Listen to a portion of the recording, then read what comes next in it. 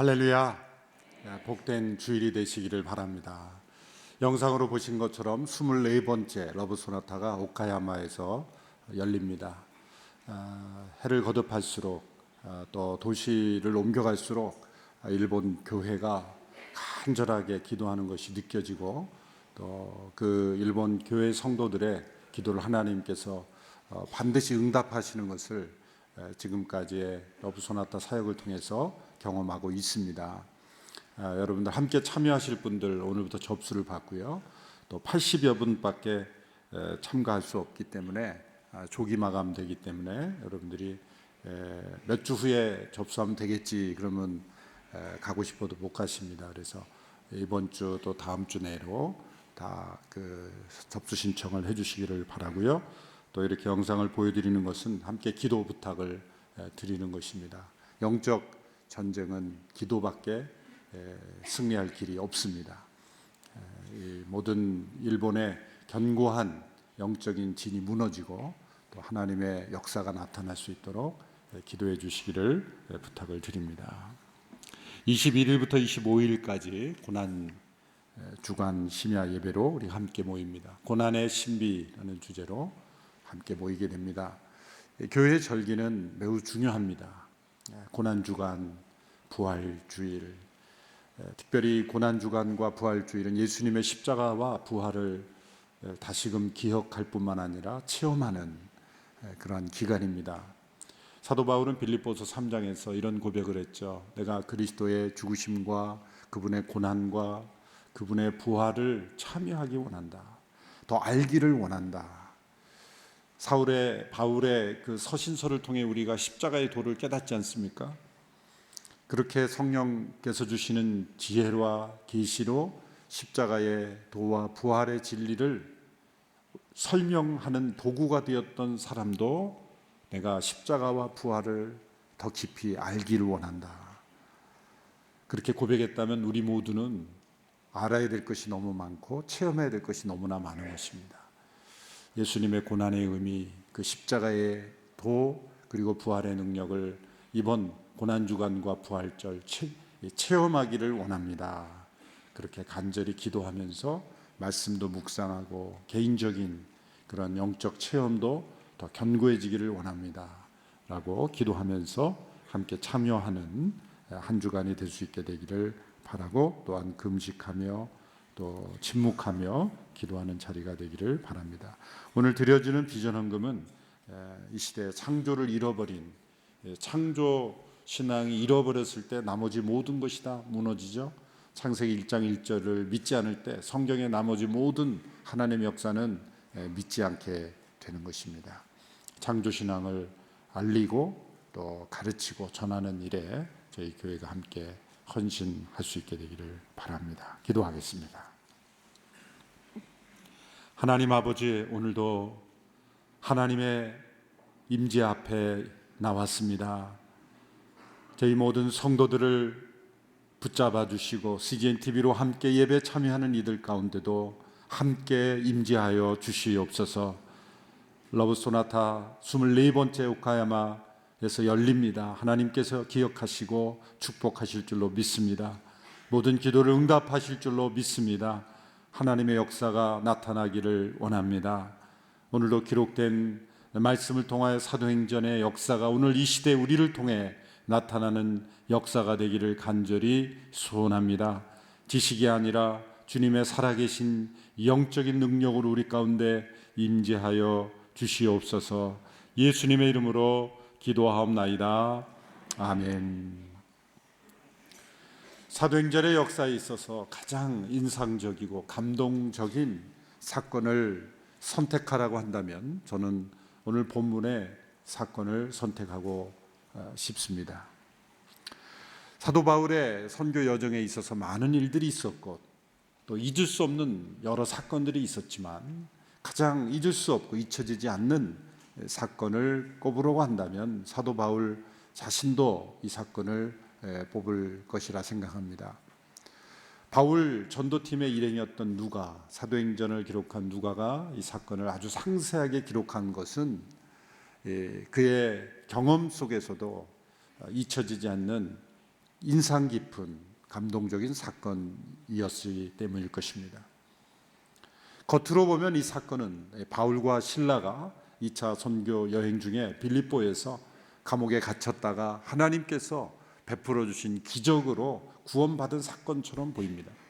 그러나 실상은 이 사건은 바울과 실라가 감옥에서 구원받은 사건이 아니라 바울과 신라를 감옥에 넣었던 간수가 바울과 신라를 그 발에 쇠고랑을 채웠던 그 간수가 이 사건을 통해서 바울과 신라를 통해 구원받는 사건을 우리에게 보여주고 있습니다. 진정 갇힌 자는 감옥 안에 있던 바울과 신라가 아니었습니다. 그들은 자유인이었습니다. 복음은 그 어떤 환경이 얽매일 수 없고 믿음은 그 어떤 상황이 가로막을 수 없는 것이죠. 진정 갇혀있던 사람들은 그 감옥을 관리하던 간수였고 바울과 실라를 감옥에 넣었던 사람들이었습니다. 사도행전의 역사는 이 대반전의 역사입니다. 복음의 증거를 가로막는 걸림돌처럼 보였던 일들이 그 복음 증거의 디딤돌이 되고 놀라운 도구가 되는, 심지어 감옥마저도 하나님의 복음의 역사를 가로막는 걸림돌이요, 가로막는 장벽이 아니라 오히려 복음이 증거되는 일에 통로가 되는 그런 역사가 되었다는 것. 오늘 이 사도행전의 역사를 통해서 놀라운 이 하나님의 은혜와 능력을 우리가 함께 맛볼 수 있게 되기를 바랍니다. 오늘 본문을 보면 두 가지 대조되는 모습을 통해서 어떠한 방해와 핍박도 복음의 능력을 막을 수 없다는 것을 이 대반전을 통해 보여주죠. 첫째로 예수님의 복음이 전해질 때 이 악한 영들과, 이 어둠에 속한 악한 영들과 그 악한 영에 의해 사로잡힌 사람들이 얼마나 반항하고 대적하는지를 보여줍니다. 빌립보에서 어느 날 바울과 실라는 귀신 들린 한 여종을 만납니다. 그 귀신 들린 여종은 점을 치고 있었고 그 점치는 일을 통해 주인에게 많은 돈을 벌어다 주고 있었습니다. 그것은 점이 맞았느냐 안 맞느냐가 중요한 게 아니라 맞았을 리가 사실 없어요. 그런데 그 당시 로마 사회의 문화에 이 점치는 일이 얼마나 성행하고 있다는 것을 보여주는 거예요. 우리나라에도 여전히 많은 점집이 있습니다만 한때는 이 다방보다도 더 점집이 많았다. 교회 숫자보다도 점집이 더 많았던 시대가 있었죠. 교회 숫자가 더 많이 증가돼서 지금은 좀 숫자는 정확하게 모르겠습니다만 교회가 너무 많다라고 그렇게 좀 불평하고 비판하는 분들도 있습니다만 무분별하게 난립하는 거는 좀 문제가 있을 수 있겠지만 점집보다 적어서야 되겠습니까? 점집 많은 것은 아무런 문제의식이 없고 교회 많다 이거 안 됩니다. 점집이 줄고 교회가 건실하게 많아지는 것이 우리의 소원이 되어야 될 줄로 믿습니다. 하나님 없는 영혼은 마치 비어있는 집과 같아서 악한 영이 반드시 들어오는 거죠. 하나님을 섬겨야 될 영혼이 하나님을 섬기지 않을 때는 이 세상에 악한 영들이 사로잡게 되어 있는 것입니다. 여러분, 진공 상태의 영혼이란 건 존재하지 않아요.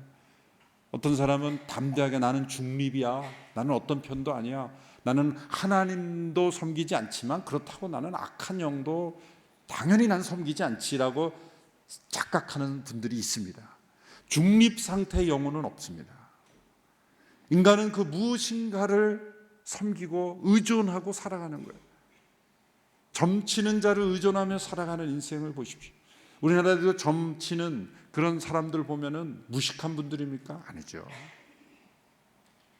나름대로 지식과 교양이 있다고 하는 사람들도 점을 의지하죠. 진공 상태는 존재하지 않습니다. 나는 누구도 믿지 않아 라고 하는 사람은 누구를 믿고 있는 거예요? 자신을 믿고 있는 거예요. 자기 자신을 믿고 하나님처럼 우상을 숭배하든 그 무엇을 숭배하든 사람은 반드시 무엇인가를 믿고 의지하며 살게 되어 있다 라고 한다면 하나님 없는 영혼은 반드시 우상을 섬기게 되어 있고 세상의 악령에 사로잡히는 그런 위험성이 많이 있다는 것이죠. 이 여종이 바울과 실라를 따라다니면서 며칠 동안이나 계속 이렇게 외쳤다라고 16장 전반부에 이렇게 나와 있습니다. 이 사람들은 지극히 높으신 하나님의 종들로 당신들에게 구원의 길을 전하고 있다. 귀신도 알아보는 눈이 있는 거죠. 어떻게 이 귀신의 이 바울과 실라를 알아보았습니까? 귀신같이 알아본 거죠. 어느 귀신은 예수님도 알아보고 예수님 살아계신 하나님의 아들이라고 말하면서 자신을 괴롭게 하지 말라고 부탁한 그런 귀신도 있어요. 귀신도 알고 떤다 그랬어요. 그런데 아는 것과 믿는 것, 순종하는 것은 다른 겁니다. 귀신도 예수님의 정체를 알았어요. 그러나 예수님 믿고 순종했습니까? 아니죠. 회개했습니까? 아니죠. 여러분, 많이 아는 것이 올바로 믿는 것이 아닙니다. 아는 것과 믿고 순종하는 것은 별개일 수 있어요. 많이 알고도 전혀 안 믿을 수 있고 순종하지 않을 수도 있는 거예요. 그런데 이 귀신이 계속 이렇게 따라다니며 말하는 것은 도움이 되는 것이 아니라 교묘한 방해였다는 것을 보여주고 있습니다.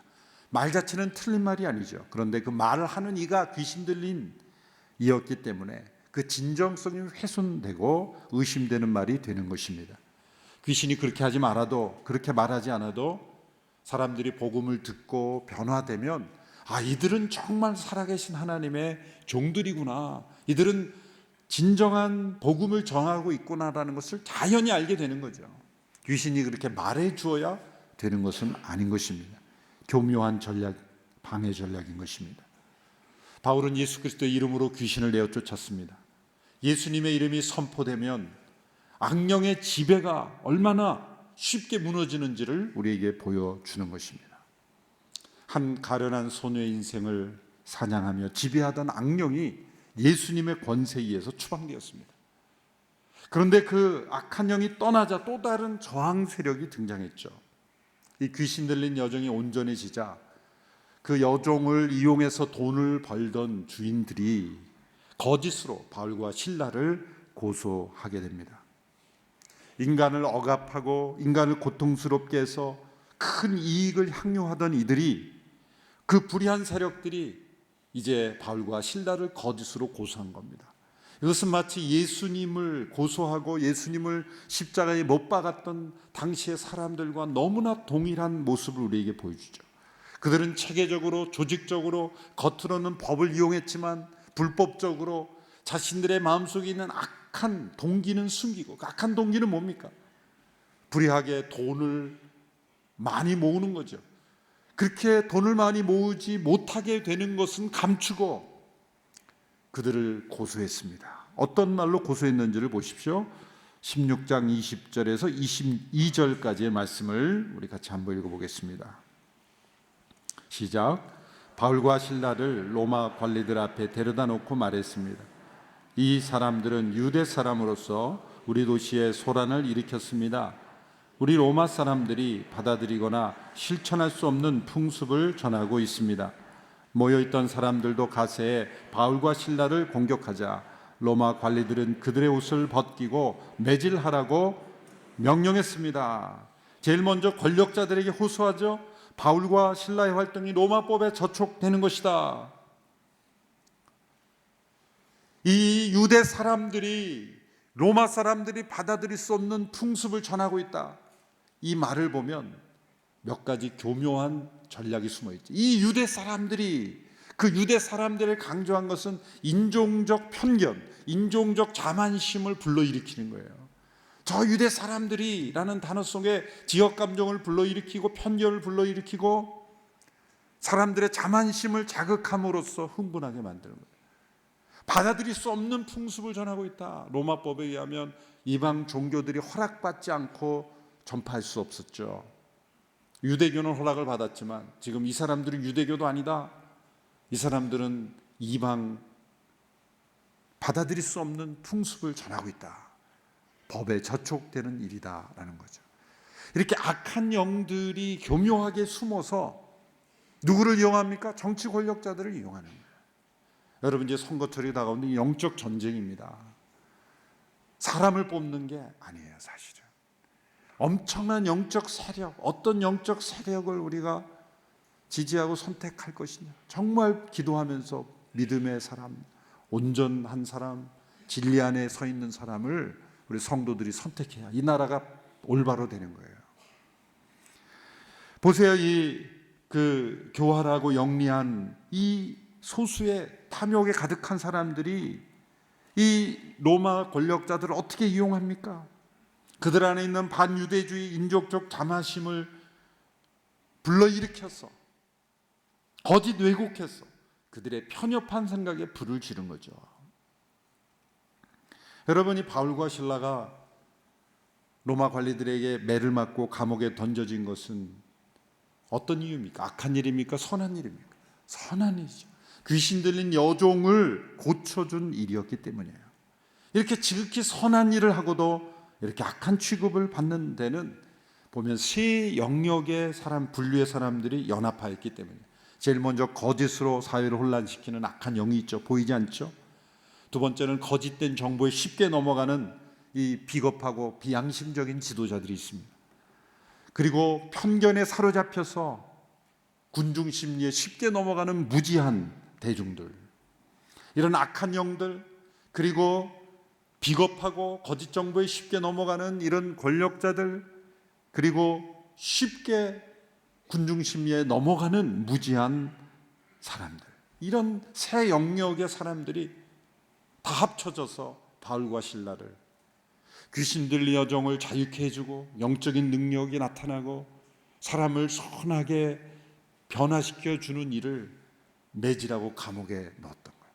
이건 무엇을 보여줍니까? 마치 예수님께서 십자가에 못 박히게 된 고난과 죽음의 여정을 그대로 보여주죠. 악한 영에 사로잡힌 유대 지도자들의 거짓된 고소가 있었고 본디오 빌라도와 헤롯의 그 비겁하고 비양심적인 결정이 있었고 예수님을 십자가에 못 박으라고 바라바 살인자를 내어주고 지극히 선하신 예수님을 못 박으라고 외쳤던 무지한 대중들, 다 하나가 되어서 이런 일들이 일어나게 되는 것입니다. 여러분이 세상을 장악하고 있는 악한 영들은 복음이 전해지는 것을 어떻게 해서든지 막으려고 합니다.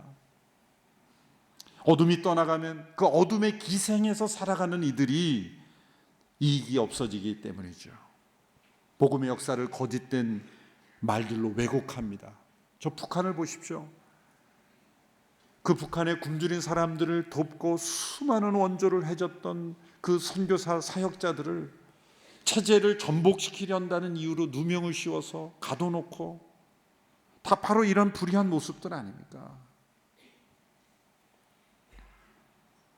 복음의 역사를 가로막는 거예요, 사실은. 실제로 그 힘없는 분들이 어떻게 체제를 전복시키겠어요? 그분들이 들어온 이유가 복음의 증거라는, 그리고 하나님의 나라의 역사라는 것을 아는 거예요. 악한 영들도 압니다. 그러니까 잡아가두고 죽이려고 하는 거예요. 복음의 역사를 가로막는 하는 거죠. 거짓되고 왜곡된 그러한 비양심적인 모습들이죠. 복음이 전해지는 일에 있어서 강렬한 복음의 역사가 나타날수록 이런 역사들이 언제나 함께 나타났다는 것이 사도행전의 역사입니다.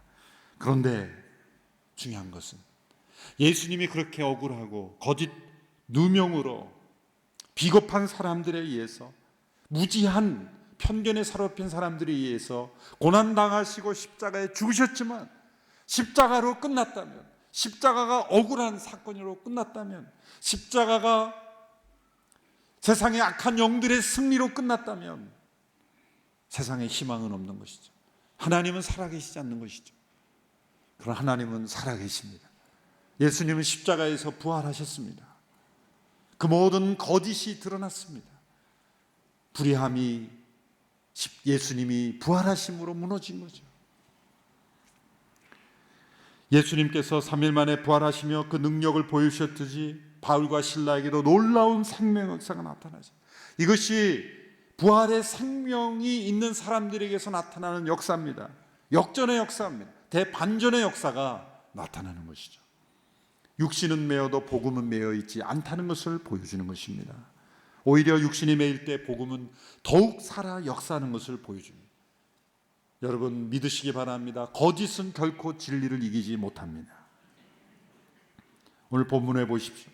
바울과 실라가 온몸이 찢어질 정도로 심하게 매맞고 어두운 감옥에 던져졌을 때 그날 밤 바울과 실라가 무슨 일을 했는지를 자세하게 기록하고 있습니다. 오늘 본문 25절, 26절의 말씀을 같이 읽겠습니다. 시작. 한밤중쯤 됐을 때 바울과 실라가 기도하며 하나님께 찬송을 부르자 다른 죄수들이 귀 기울여 듣고 있었습니다. 그런데 갑자기 큰 지진이 일어나 감옥이 기반부터 흔들렸습니다. 곧바로 감옥문이 열리고 죄수들을 묶어 있던 쇠사들도 다 풀렸습니다. 바울과 실라는 그날 밤 기도하고 찬송했습니다. 놀라운 일이에요. 이 모습이 얼마나 아름답고 이 모습이 얼마나 그 말씀 속에 반짝입니까? 이들이 기도하고 찬송하는 우리처럼 이렇게 편안한 좋은 환경에서 자유롭게 기도하고 찬송한 것이 아닙니다. 심하게 매를 맞고 후에 고린도후서에 보면 그가 얼마나 고통당했는지를 고린도서 12장에서 고백하죠. 바로 이 경험이에요. 아마 그 채찍은 그 예수님을 몸을 그 살점이 떨어져 나가듯이 채찍으로 때렸을 거예요. 살점이 다 떨어져 나가는 피 흘린 그 몸으로 축축한 어두운 지하 감옥에 던져진 그 밤, 그들의 입에서 흘러나오는 것은 신음소리가 아니었습니다. 원통함을 호소하는 소리도 아니었습니다. 불의한 자들에 대한 원망의 소리도 아니었습니다. 기도의 소리였어요. 여러분, 고난당하면 저절로 기도가 터져나올 것이라고 생각하시면 안 돼요. 나도 평상시에는 기도 많이 못하지만 이렇게 고난당하면 기도가 나오겠지. 그렇지 않습니다. 평소 기도 속에 살아가지 않는 사람은 심한 고난이 와도 기도 안 하는 걸 많이 봐요. 여전히 자신을 의지하고 고난 속에서도 기도로 고난을 뚫고 나가려고 하기보다는 세상적인 방법과 자신을 의지하며 뚫고 나가려고 하는 모습들이 보입니다. 고난 속에서 기도가 흘러나오는 것은 그 안에 살아있는 생명의 신앙이, 기도의 능력이 있을 때 기도가 흘러나오는 거예요. 바울과 실라의 입술에서 기도가 흘러나죠. 물론 하나님의 도우심을 구한 것이 기도였을 겁니다. 요셉이 감옥에 억울하게 갇혔지만 하나님이 함께 하신 것처럼 하나님, 요셉과 함께 하신 하나님, 우리에게도 함께 해 주십시오. 기도했을 겁니다. 그들이 감옥에 갇힘으로 복음 증거가 막히지 않고 도리어 복음이 증거되는 일에 쓰임받게 해달라고 기도했을 거예요. 자신들의 이 고통을 잘 감당하게 해달라고 기도했을 거예요. 승리하게 해달라고 기도했을 겁니다. 그리고 저는 그렇게 믿습니다. 바울과 실라가 자신들을 불의하게 감옥에 집어넣었던 이들을 위해서도 기도하고 축복했다고 믿습니다. 그런 기도로 보냈어요. 그런데 그들은 거기서 멈추지 않았어요.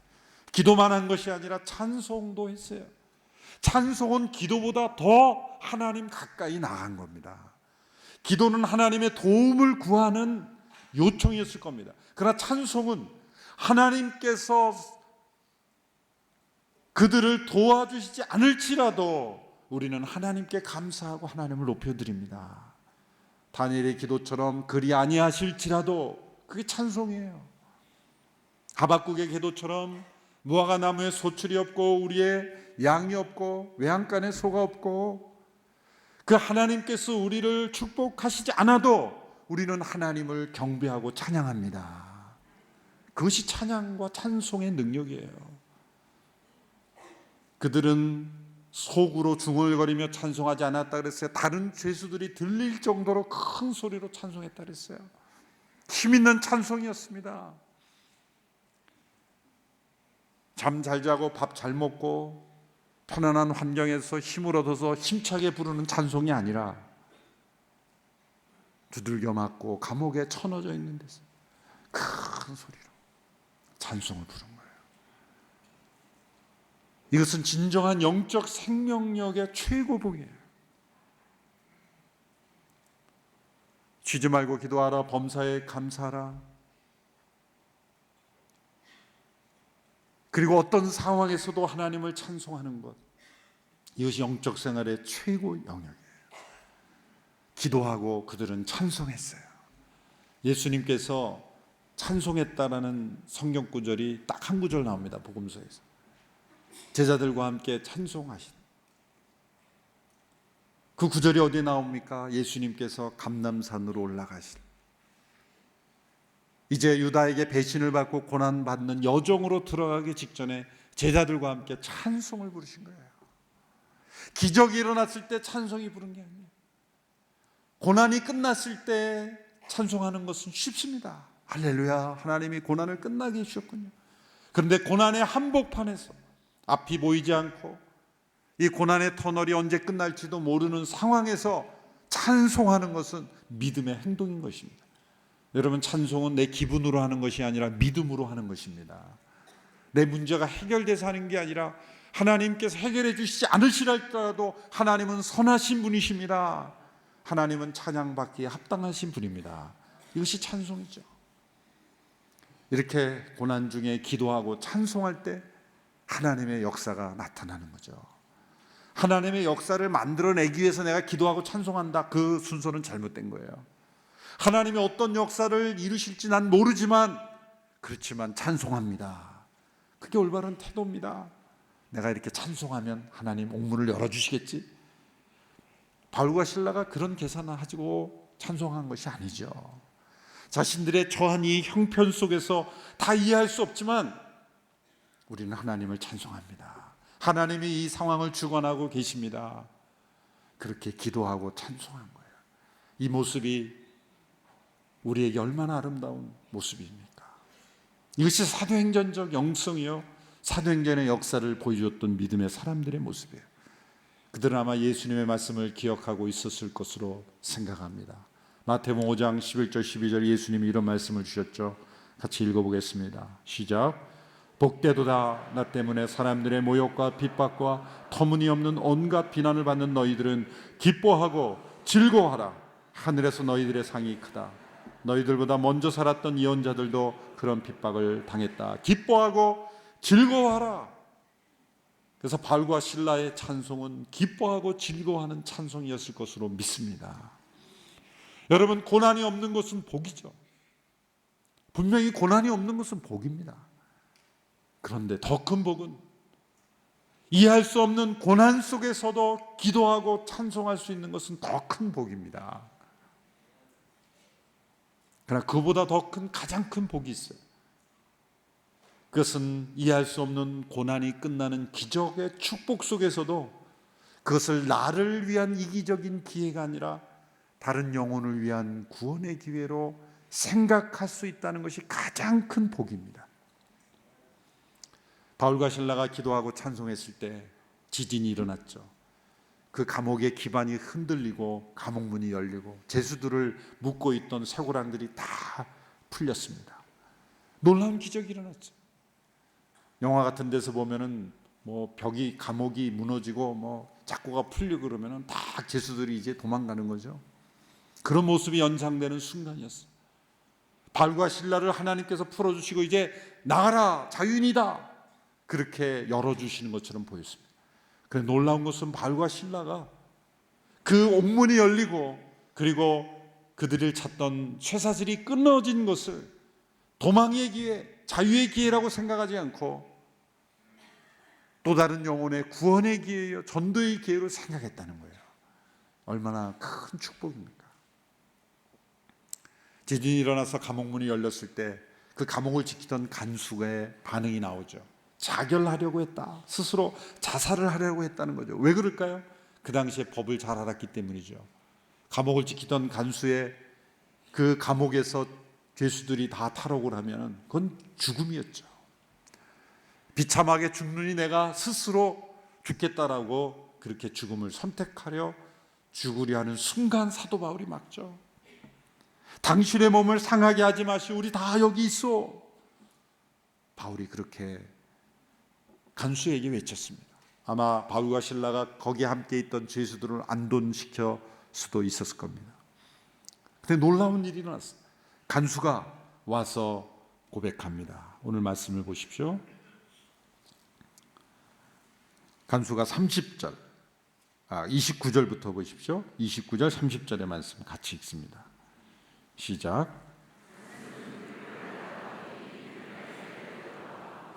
부들부들 떨면서 바울과 실라 앞에 엎드렸습니다.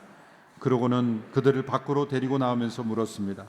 선생님들, 제가 구원받으려면 어떻게 해야 합니까? 간수가 갑자기 이런 질문을 하는 것, 이거는 당황스러운 일이고 놀라운 일입니다. 분명 성령님의 역사입니다. 이 짧은 시간에 어떤 이런 변화가 일어날 수 있을까? 신비죠. 그러나 회심의 역사는 꼭 오랜 시간이 있어야만 이루어지는 것도 아닙니다. 예수님과 함께 못 박였던 한편 강도도 당신의 나라 임할 때 나를 기억해달라고 그렇게 구원을 간청한 변화가 일어났죠. 그도 처음에는 예수님을 함께 조롱했던 사람이었습니다. 간수도 처음에 바울과 실라가 마땅히 감옥에 쳐넣어야 마땅한 사람들을 여겼을 겁니다. 그러나 그런 놀라운 일들이 일어나고, 그리고 바울과 실라가 도망가지 않고 도리어 그 자신의 죽음을 막아주는 모습 속에 성령님께서 임하신 거죠. 자기가 얼마나 큰 처벌을 받을까 두려워했던 두려움에서 하나님을 두려워하는 마음으로 변화된 것이죠. 성령님의 역사입니다. 한순간에 성령님께서 임하시면 가장 짧은 순간에도 회심의 역사가 일어날 수 있음을 믿습니다. 오랜 시간 연구하고 성경을 100번 읽어야 회심이 이루어진다, 그것이 아니죠. 단 한 구절의 말씀, 단 한 단어의 말씀으로도, 그리고 한순간의 사건으로도 사람은 이렇게 구원에 대한 관심 있는 사람으로 변화될 수 있어요. 이 사람이 뭐라고 질문합니까? 어떻게 해야 구원을 얻을 수 있겠습니까? 이 놀라운 질문이죠. 그는 구원에 대한 관심을 가지기 시작했습니다. 예전에는 전혀 상관없는, 구원이든 10원이든 전혀 관심을 기울이지 않는 그런 사람이었지만, 지금 이 순간 내가 가장 관심을 기울여야 될 문제로 그의 영혼 속에 찾아온 거예요. 성령님이 임하실 때는 나는 구원받아야 하는 존재라는 것을 깨닫게 되는 거예요. 나에게는 구원이 필요한 존재라는 것을 깊이 깨닫는 것이 성령의 역사예요. 그리고 성령 역사는 자기 자신의 영혼에 대한 관심을 갖는 거예요. 이건 이기적인 욕망이 아니라, 세상 사람들을 보면 세상 돌아가는 거에 다 관심이 많아요. 이렇다 저렇다, 다른 사람이 이렇다 저렇다 관심이 많은데 실상은 자기 자신의 영혼에 대한 관심은 없어요.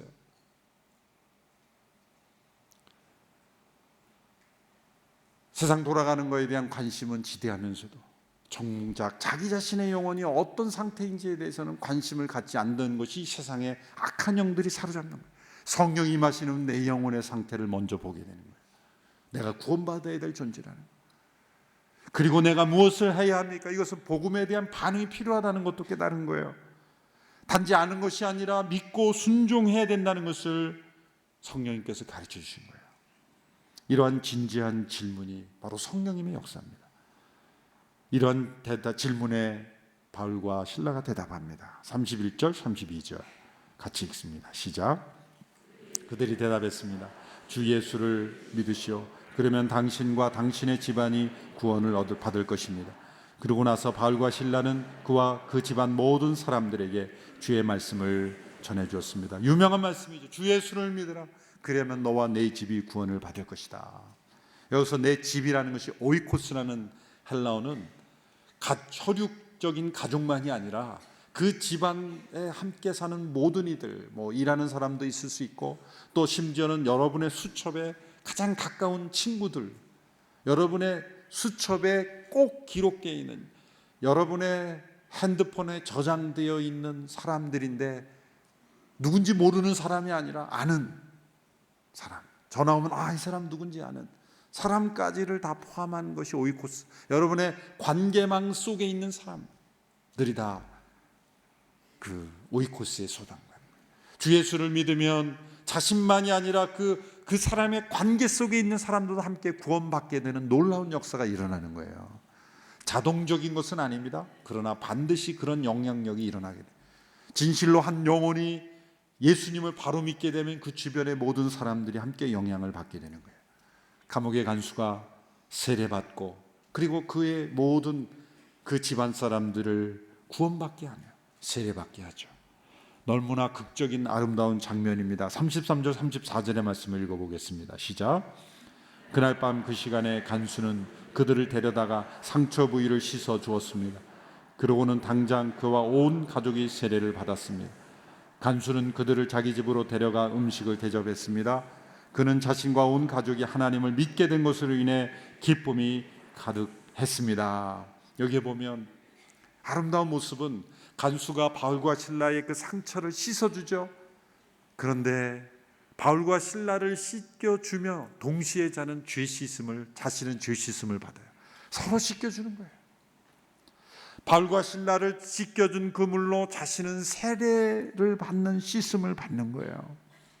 상호적으로 씻음을 받는 거예요. 아이러니는 간수가 죄수들로부터 구원받고 온전해지는 거예요.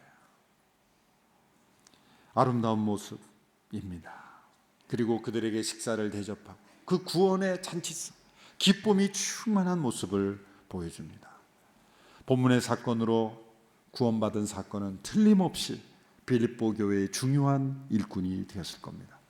그렇다면 지난주에 만났던 루디아, 그리고 귀신 들린 여종이 자유케 된 그 어린 소녀, 그리고 그 감옥의 간수, 이 세 사람이 빌립보 교회의 가장 중요한 초기 멤버가 되는 겁니다. 이 사람들은 인종도 다르고 사회적 배경도 다르고 문화적 다르고 삶의 수준도 다 다릅니다. 그러나 이들이 하나가 되는 아름다운 교회가 탄생하게 되는 것이죠. 갈라디아 3장 28절의 말씀처럼 유대인이나 헬라인이나 종이나 자유인이나 남자나 여자나 다 그리스도 예수 안에서 하나인 새로운 사회가 탄생하는, 복음은 어떤 차이도 넘어서고 어떤 장벽도 넘어서서 하나 되게 하는 것입니다. 오늘 이 복음의 능력은 최악의 상황에 있었던 그들을 정말 아름다운 축복의 변화를 만들어내었습니다. 그러나 복음이 전해질 때 때로는 최선의 행동을 하고도 최악의 상황에 떨어질 수 있다는 거예요. 그렇지만 하나님의 역사는 반드시 그들을 다시 역전시켜서 대반전의 역사를 반드시 이루어 주신다. 북한에서 핍박받는 지하교회 성도들도 이런 대반전의 역사를 체험할 줄로 믿습니다. 최악의 상황에 있는 그들 가운데도 하나님께서 기도하고 찬송하는 그들의 기도를 들으시고 놀라운 반전을, 사도행전의 역사를 반드시 이루실 줄로 믿습니다. 복음의 능력은 세상이 막을 수 없습니다. 반드시 하늘의 기적과 능력을 가져오게 될 줄로 믿습니다. 기도하고 찬송하십시오. 그것이 상황을 바뀔 뿐만 아니라 하나님의 능력을 체험하는 비결인 것입니다. 기도하겠습니다. 감옥에서 기도하고 찬송하며 살아계신 하나님의 역사를 체험했던 바울과 실라의 믿음과 그 영성과 그 아름다운 모습을 우리도 함께 본받기를 원합니다. 복음을 가로막으려고 했던 이 세상의 악한 영들의 세력이 모두 무너질 줄로 믿습니다. 복음의 역사가 능력 있게 증거될 줄로 믿습니다. 낙심치 아니하고 포기하지 아니하고 어떠한 상황 속에서도 기도하고 찬송하며 나아가는 우리 모두가 되게 하여 주옵소서. 예수님의 이름으로 기도하옵나이다. 아멘.